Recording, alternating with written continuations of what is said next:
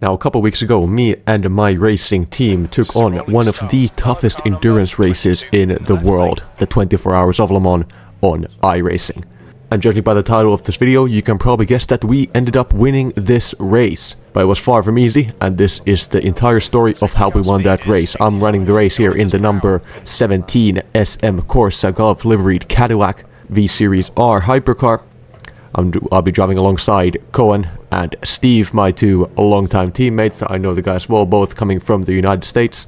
And since this race was starting at 10 AM finish time, that meant that I would be taking the first 5 stints. That's about 3.5 hours of driving that I have to do to start off, qualifying here in 4th on the grid.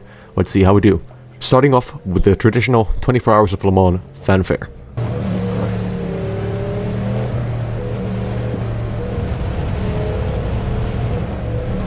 About 16 fighters here. It's good to see.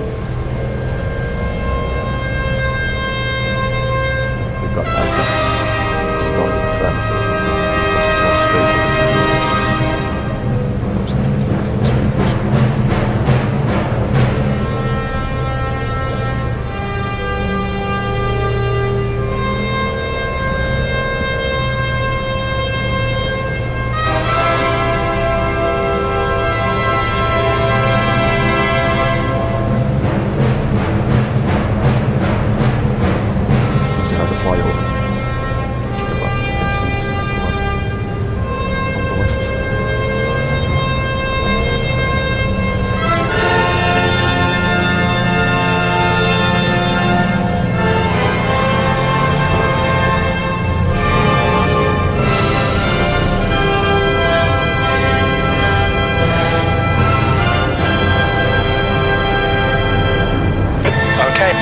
Stay calm, focus.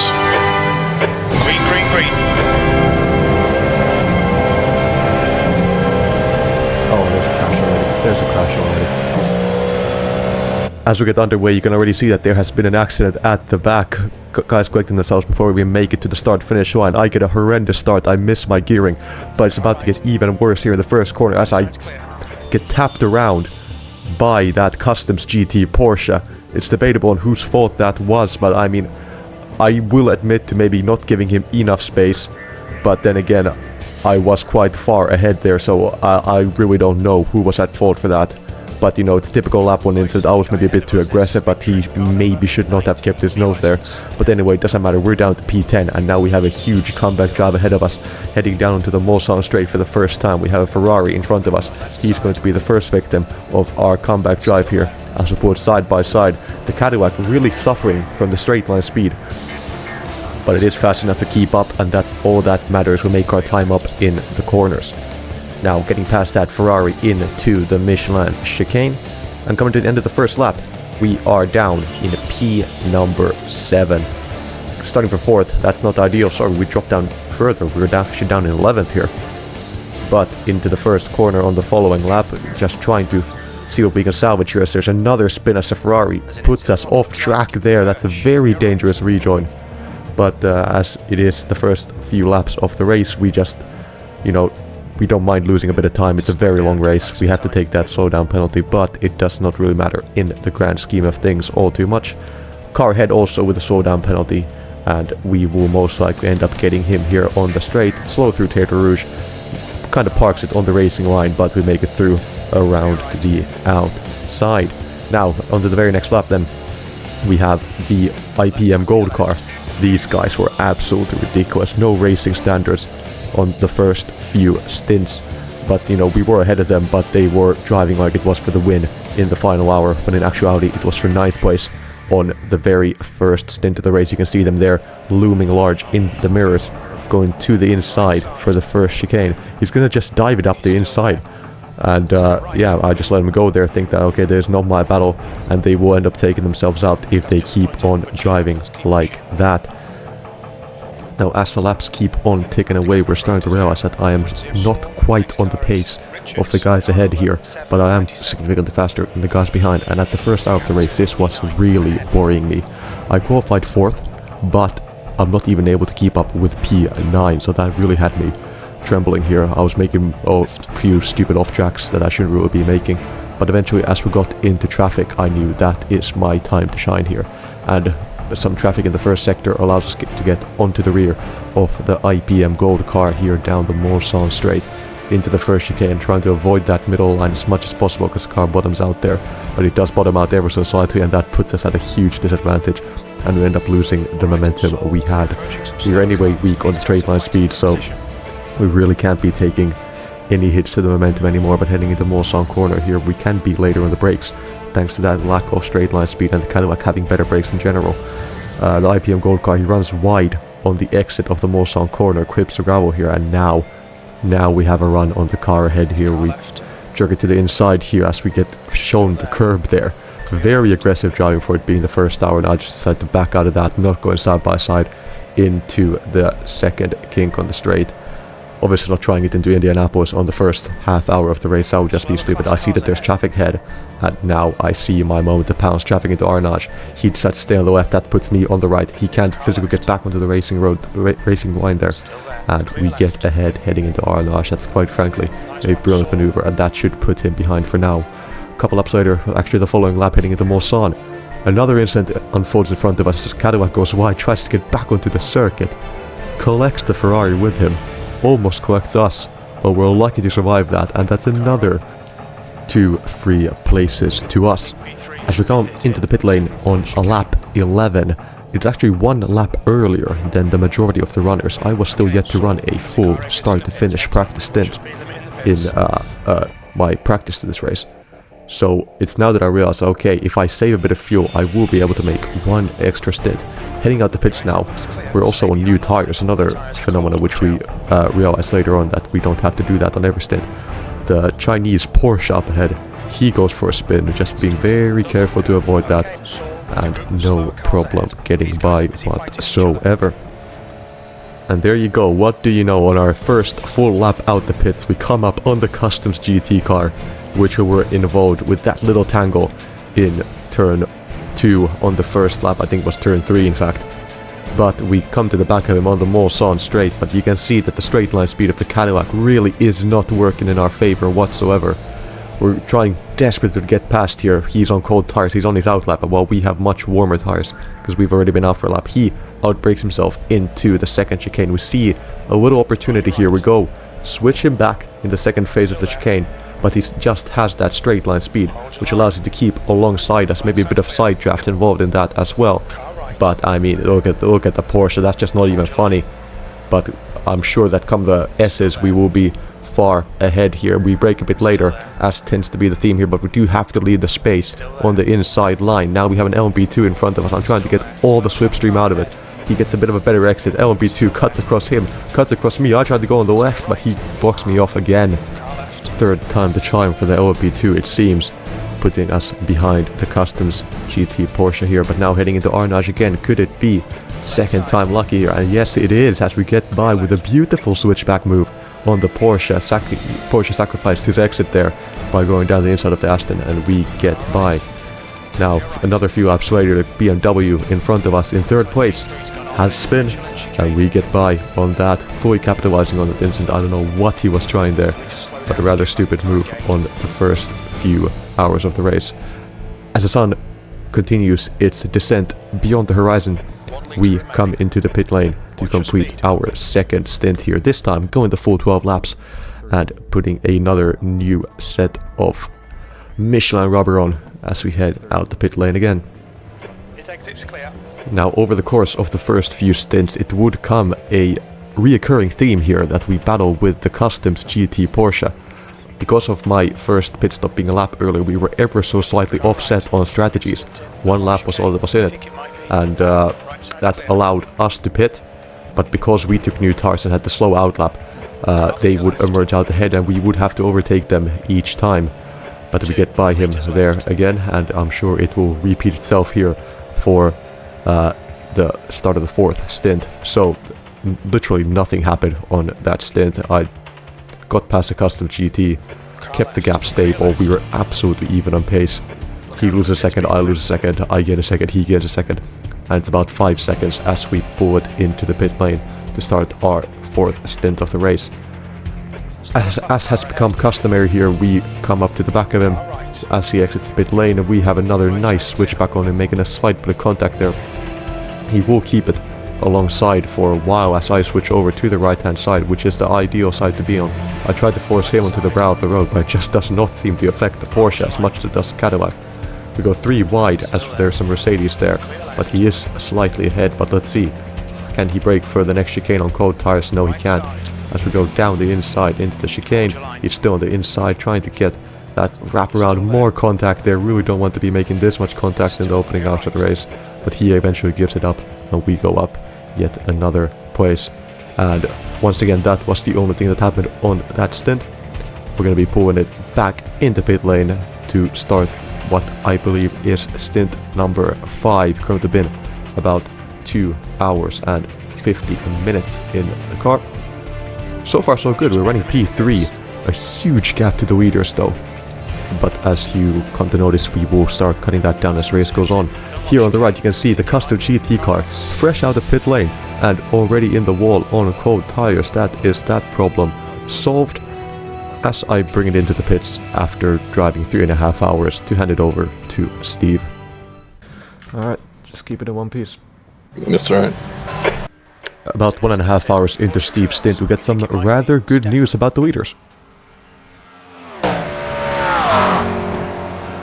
P1's off, P1's off. Oh shit. Oh, big crash, big crash. I see him yellow on my overlay. Front and rear completely gone. Yep. Slower class car Okay, ahead. let's go. For who? P1. Oh shit. You were spectating him? Dropping. No, I am now using the Porsche as his suspension. That's bad. Front right, bent to the right. Oh yeah, I see the gap. And it is exactly what I mean. The #1 rule of endurance racing is just to keep it clean for the entire 24 hours. These guys were not able to do it. They were going for a stupid move in Terre de Rouge, which ended up with them getting rear damage to the car. They managed to survive for majority of the lap, of course losing a lot of time because of the huge lack of rear downforce due to the fact that they don't have a wing. And it all comes to an end here in the Porsche S's as they get clattered into by an LMP2 car right there, puts them into the wall, kills their suspension, kills the LMP2 as well, and that is one less car to go. About 45 minutes later, Steve is right on the tail of the leading car. An immaculate stint by our resident American here, as he has caught up about a minute to the leaders, and now he is right about to make the move as we head to the 18 hours to go mark on the race down the Mulsanne straight, heading into the second chicane. He ducks to the right hand side, nothing that Porsche can do about it. You can see me celebrating there like an absolute clown, and that is it, going a bit wild on exit, but we lead Le Mans. He won! Yep, and he's got 8 already. Now after Steve hopped out, Cohen hopped in for his double stint. Literally nothing happened during that, just a very stable, quick, consistent stint.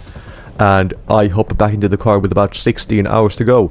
Car's in P1 and my only goal is to keep it there, run a mistake-free couple of stints here and just hope that they don't put their huge iRacing guy in the car. So I haven't mentioned yet, but they had a very strange team dynamic, these guys in P2. They had a guy with a 5.1k iRating, another guy with 1.1k iRating, and 2 guys in the 2.5k iRating range, which is why they ended up in this 2.6k SOF split. So essentially what happened was that during the time that their 1.1k guy was in, we were pulling a minute per stint. But when they put their 5.1k guy in, we were losing a minute per stint. So they essentially zeroed each other out, and we were fighting against the 2 guys in the 2.5k iRating range, of which we were on quite even terms with all throughout the race. But as you can see there, they have their 5.1k guy in, and I just lose a whole lot of time. I've dropped a minute already to the guy. I'm just not on his pace, so all I really could do here was to run the cleanest stint I possibly can, and that's exactly what I ended up doing for this penultimate stint of the evening for me. Now handing the car back over to Steve, another solid, consistent double stint from him.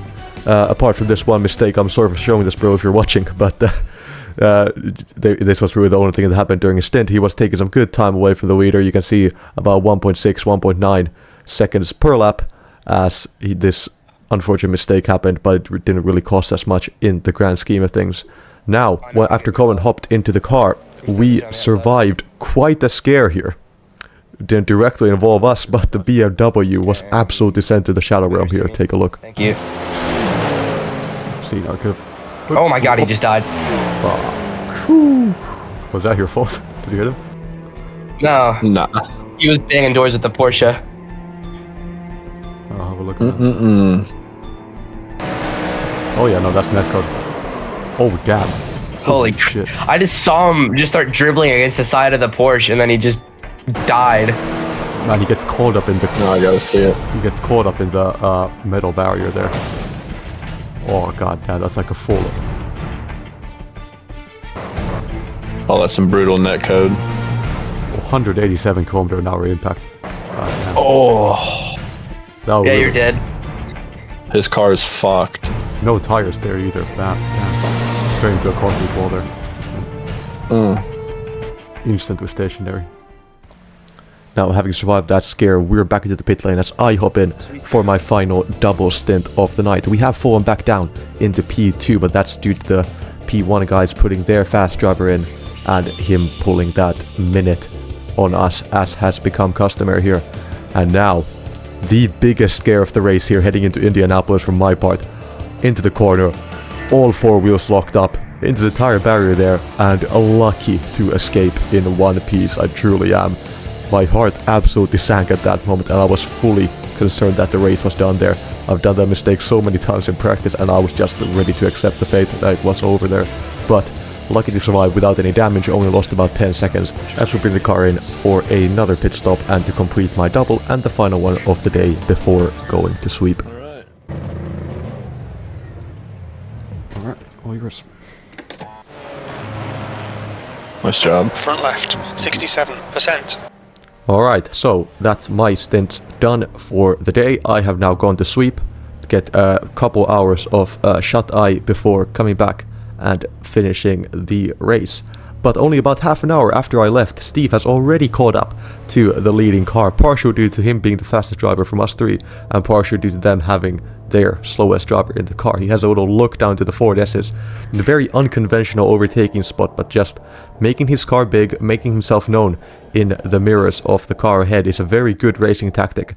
And with the driver being the level that he is, it's obviously going to work out because he has no idea what he's doing. I was watching his TikTok stream, in fact. He's a TikTok content creator, and I just happened to come across his stream, and he happened to be in the same split as us. So I was getting all the information that he was getting as well, and I just knew that he was petrified at this point. And Steve absolutely hounding him in here through the S de la Forêt into Terre de Rouge, right on the back of him. I'm not expecting him to defend this too much as the sun is coming up in the background. He gets the bad exit. Steve on the outside blocks him off, blocks him again, and then finally moves to the side. That was very aggressive. At a time of the race where you really don't have to be that aggressive, they should know that they have a fast driver who's quicker than all of us, and they should just let us by without any issue there. But alas, we take the lead, and we manage to extend that lead as the sun comes up here. Looking at these beautiful dawn shots at Le Mans. My PC is absolutely struggling there. You can see it dropping down to 45 frames per second. I don't know why it does that. It might just be because of the changing conditions on iRacing. But we continue to run our own race up front. Steve's absolutely dropped the guy behind, and we have to just keep the pace up still for now. But for the most part, it is just plain sailing here, keeping it safe, keeping it on the circuit, as Steven comes in to end his stint and hand it over to Cohen. Now Cohen obviously saw what I did during the night here heading into Indianapolis, and he decides that okay, he wants to one-up me here, as he also heads into the Indianapolis corner here. Significantly more daylight in the sky, but just locks it up. A very easy mistake to make. Slides into the barrier, saying a little good morning there, but he does manage to reverse it out without any major damage there, apart from that front left corner that he hit to the tire barrier. But I believe that did not cause any major aerodynamic issues or performance issues in general. But me, of course, being asleep, I had no idea what was going on. All I knew was when heading back to the car that everything was okay and it was working fine. Now, with us having made a mistake, I'm guessing that the guys ahead felt a bit of sympathy, and they made a mistake of their own. However, theirs being a lot more severe than ours. Oh, he's losing time fast. He crashed. They crashed. They crashed. They crashed. Crash? They crashed. Hold on, put it on God. On God, bro. Oh, he's losing body. He's dead. He's losing body parts. His rear wing's gone. Oh my God, dude. All right, hold on, just keep driving. Oh my God, look at him. See him? Oh, fuck. And flash him. I'm screenshotting that.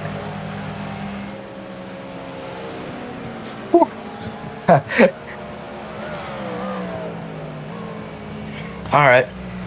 Oh my, that literally. Oh, we can relax, dude. timing. Holy shit, we can fucking relax. Now, all you have to do is keep this car on track. Don't do anything stupid. If you get stuck behind traffic into a fast corner, Yeah, let dude, him I have don't it. give a shit. I'll lose 10 seconds a lap now. I don't care. Because our gap to the car behind is yes. We have a lap, so don't stress it. Just drive safe. Use your brain. What happened to him? What happened? Let me check. And there we go then. I wake up at about 5:50 a.m. my time. I check my Twitch stream, and lo and behold, we are leading by a lap. I go on to eat my breakfast. Steve hands the car over to me. With a bit less than 2 hours to go, all I have to do now is take it home. And you see that little CPU usage warning there at the top right of the screen. That was really stressing me out here for the majority of the stint. It was really causing me to drop some frames, but I just assumed that since it has nothing to do with connection, I should be fine to go till the end. And now with 25 minutes to go, the CPU usage warning has gone away, as has our fuel here, as we are now going to pit for the final time in the 24 Hours of Le Mans. And I've just been taking it really easy. I've been averaging about 328s, 329s. I maybe had one 327 throughout this entire stint. I've made the mistake already in the past of pushing a bit too hard in the final hours and costing the race there, and I was sure to not make that same mistake again. This race means so much to me, and I've always wanted to do it in real life, you know, little by little realizing that might not be possible. So winning it virtually would be the next best thing. And now with 15 seconds on the clock, we're coming around to start our final lap of the race. And I'm going to show that final lap fully uncut. And if you look closer, you'll see from the face cam that from my face that my smile is slowly starting to develop throughout this entire lap as we draw corner by corner closer to taking victory here. Still just trying to keep it safe, making sure to not make any mistakes, get through the first sector, onto the Mulsanne straight, Daytona chicane completed, back onto the Mulsanne, well enough fuel to make it till the end, into the Michelin chicane, nothing to worry about. We've already won, because even if I do crash it now, I will have completed the most laps, more than the second place car, so there really isn't a reason to stress at all. And there it is, there you can see the smile poking out there as we head down the Mulsanne straight into the Mulsanne corner for the final time. And man, now it's really starting to set in what we've just achieved. It's a 2.6k iRating split, I get it, it's split 9 out of 19, but this is still so special for me and for my teammates Steve and Cohen as well. And now on the face cam you can see the look of relief and just pure emotion coming out here. The smile is the highest it's been for the entire lap. And now it's really starting to set in. We have won Le Mans. This feeling is really indescribable after you've put so much time and effort into one race. And to come out on top is simply an indescribable feeling. I'll let you all enjoy the final sector.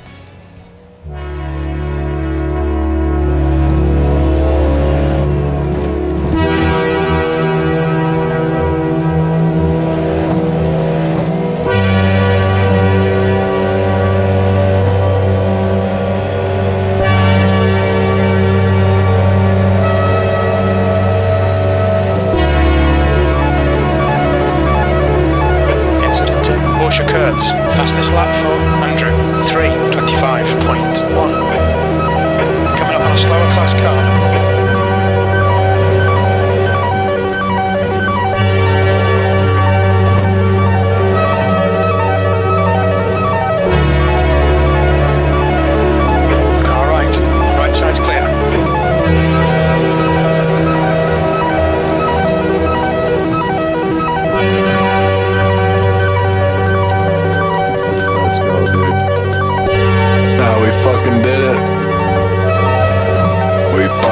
Yes! Come on. Well done, Saul. Great win. You deserved that today. Oh. Holy shit. What a race. What a race. Is that your first endurance win? Yeah. Oh, goddamn. Yes. Alright, turn 8. Turn 8, runoff. There's plenty of room for burnouts.